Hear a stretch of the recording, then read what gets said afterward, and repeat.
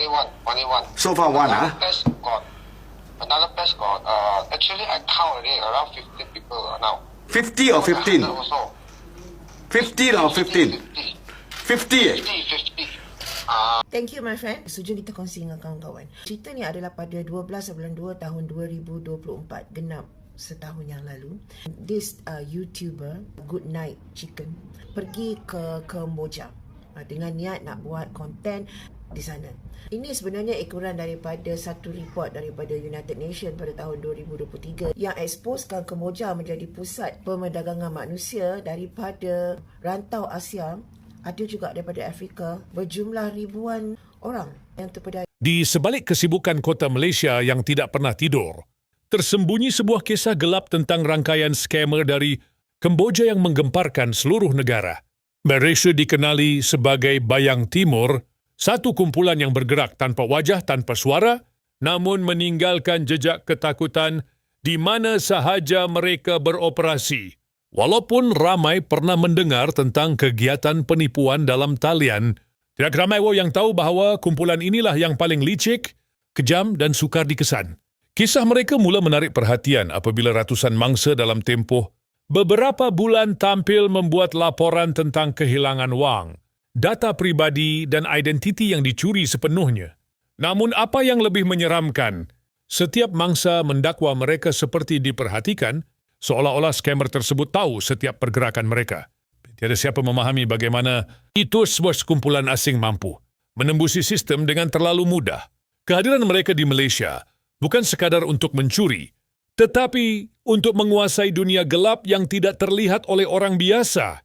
Mereka menggunakan taktik psikologi, ancaman halus, dan teknologi canggih untuk menjadikan setiap mangsa berasa tidak berdaya. Dari saat itu, nama Bayang Timur menjadi legenda hitam yang menakutkan seluruh negara. Bukan kerana mereka muncul, tetapi kerana mereka boleh berada di mana-mana tanpa sesiapa sedar. Only one. So far one, Another batch got, actually I count already around 15 people now.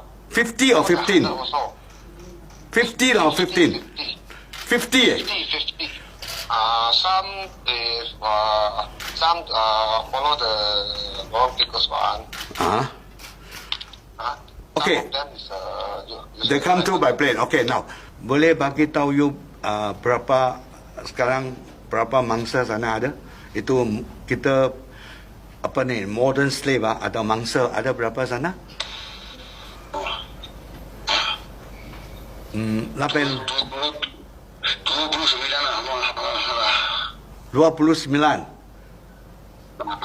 Itu 29 adalah rakyat Malaysia ataukah lain-lain rakyat?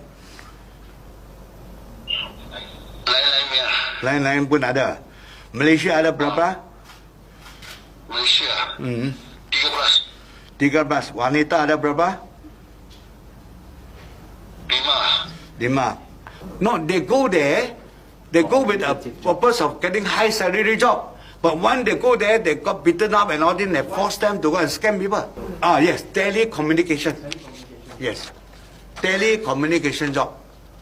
They are now started to recruit Malaysians to go over there. So please, if they offer you high job, not a high pay job, please be careful. They will offer you to 3,000 to 4,000 US dollars. Very young people. They want young. As the younger better, because they cannot run away. And all this information I receive also, they will sell place to place. No?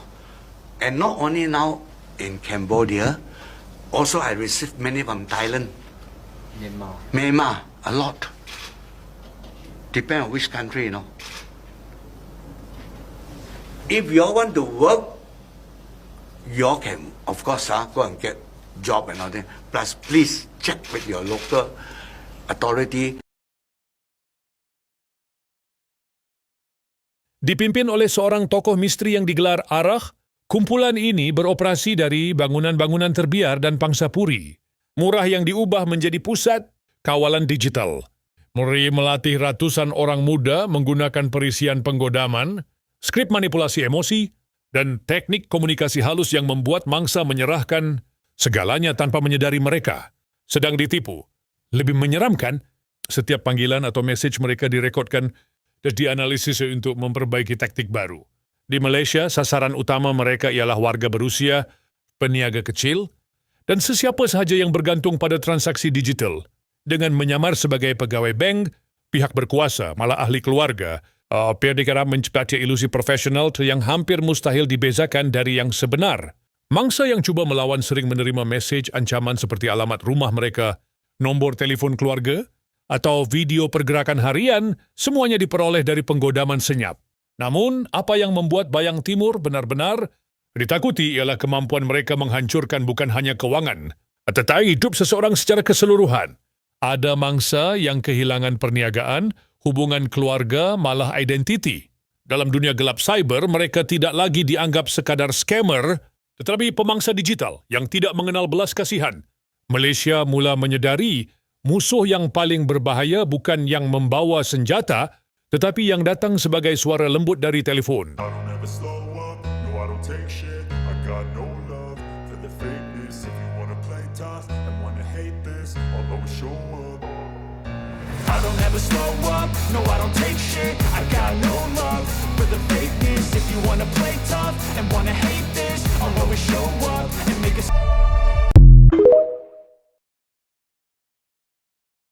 Selepas banyak kerosakan yang dilakukan, pihak berkuasa Malaysia akhirnya mula menghidu pergerakan kumpulan ini dan menjalankan operasi besar-besaran. Namun seperti bayang-bayang yang bergerak dalam gelap, kumpulan ini terus hilang sebelum serbuan berlaku, meninggalkan komputer kosong dan bilik yang seolah-olah tidak pernah diduduki sesiapa.